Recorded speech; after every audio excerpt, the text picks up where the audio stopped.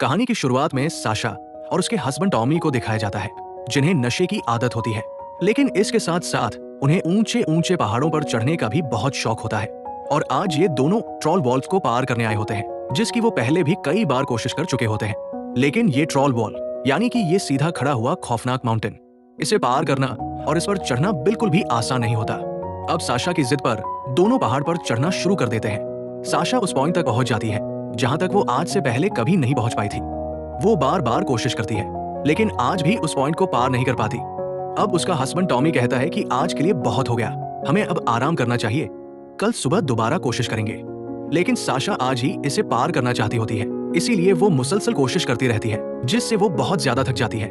और फिर उन्हें पता चलता है कि यहाँ एक शदीद तूफान आने वाला है, इसीलिए वो अपना हैंगिंग टेंट वही लगाकर उसके अंदर आराम करने लगते हैं। लेकिन आज टॉमी बहुत ज्यादा परेशान होता है, क्योंकि उसके पास मौजूद कॉम्पास, जिसे वो अपना लकी कॉम्पास मानता है, वो सही तरह काम नहीं कर रहा होता। अब तूफान बहुत ज्यादा खतरनाक हो चुका होता है, इसलिए टॉमी साशा से कहता है कि हमें नीचे जाना चाहिए, एक बार तूफान रुक जाए उसके बाद दोबारा कोशिश कर लेंगे।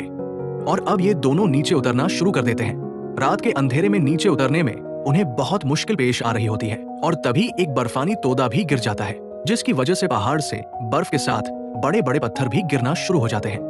साशा को बचाने के लिए टॉमी उसे चट्टानों के नीचे शिफ्ट कर देता है, ताकि पत्थर उससे न टकराएं। लेकिन अचानक एक बड़ा पत्थर टॉमी के सिर पर आकर लगता है, जिससे वो अपनी रस्सी समेत नीचे जा गिरता है। अगरचे वो रस्सी के सहारे हवा में लटक जाता है, लेकिन पत्थर लगने की वजह से उसकी मौत हो चुकी होती है। रस्सी का जो दूसरा हिस्सा है वो साशा के साथ बंधा हुआ है, और इतना ज्यादा वजन होने की वजह से इस रस्सी का जो हुक है, जो चट्टानों के बीच में फंसा हुआ है, वो धीरे धीरे निकल रहा होता है। साशा के पास अब कोई ऑप्शन नहीं है, उसे रस्सी को छोड़ना पड़ता है, जिससे टॉमी नीचे गिर जाता है। साशा किसी तरह ऐसी चट्टानों के साथ चिपककर अपनी जान बचा लेती है। अब इसके बाद हमें 5 महीने बाद का वक्त दिखाया जाता है। साशा वापस आ चुकी है, उसके दिल में आज भी उस बात का गम है कि उस चट्टान को चढ़ते हुए टॉमी की मौत हो गई। वो अपने दुख से अब तक बाहर नहीं आ पाई। टॉमी का जो कॉम्पास होता है वो उसी के पास होता है, और अब साशा फैसला करती है कि वो ऑस्ट्रेलिया के नेशनल पार्क जाएगी। जब वो वहां पहुंचती है तो वहां के रेंजर्स उसे वार्न करते हैं कि इस नेशनल पार्क से पहले भी बहुत से लोग गायब हो चुके हैं।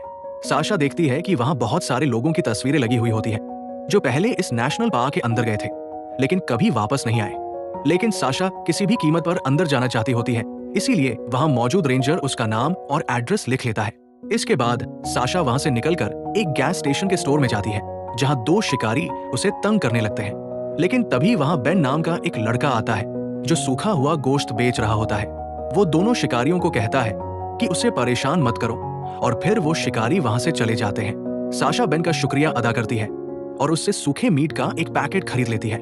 इसके बाद वो अपनी गाड़ी में आकर बैठ जाती है। वो देखती है कि उसका जीपीएस काम नहीं कर रहा होता, और साथ ही मैप में भी उसे कुछ समझ नहीं आ रहा होता।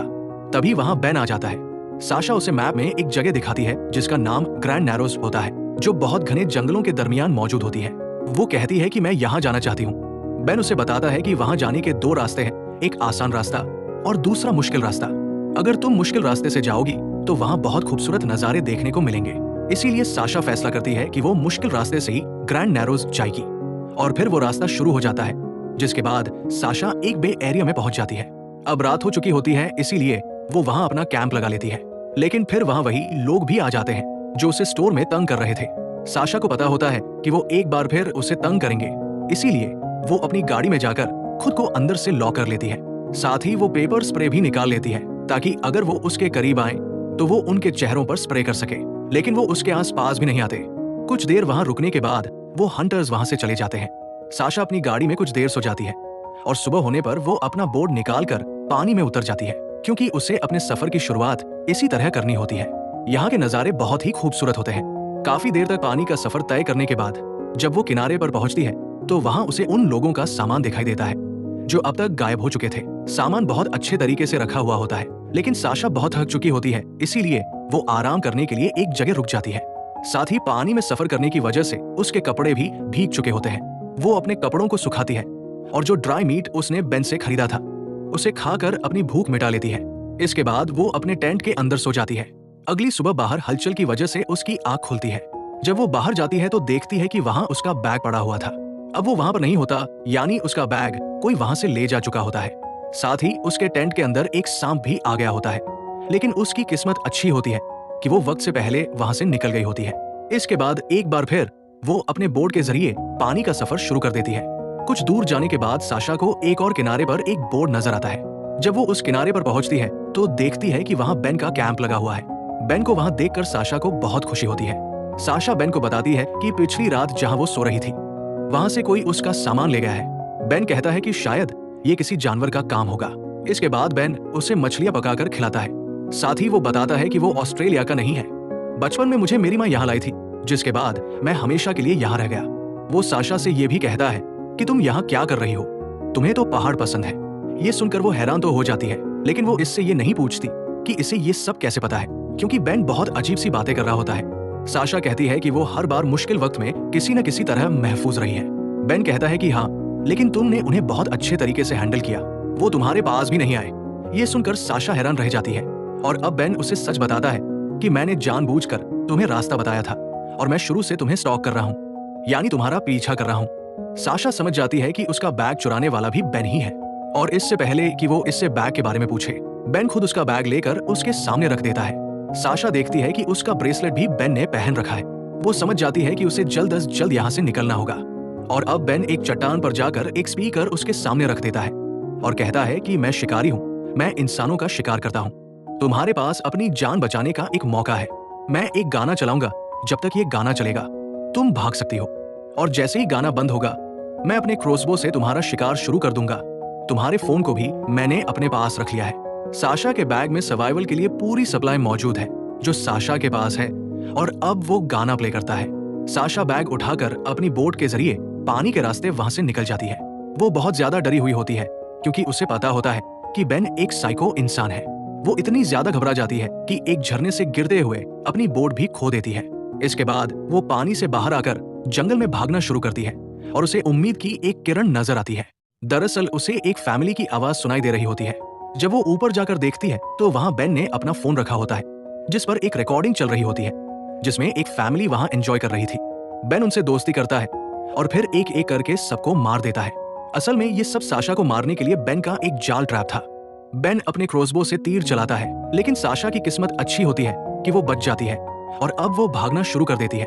बेन मुसलसल कई तीर चलाता रहता है और एक तीर उसकी टांग पर लग जाता है जिससे इसकी टांग पूरी तरह इंजर्ड हो जाती है और वो दर्द की शिद्दत से दरिया में गिर जाती है।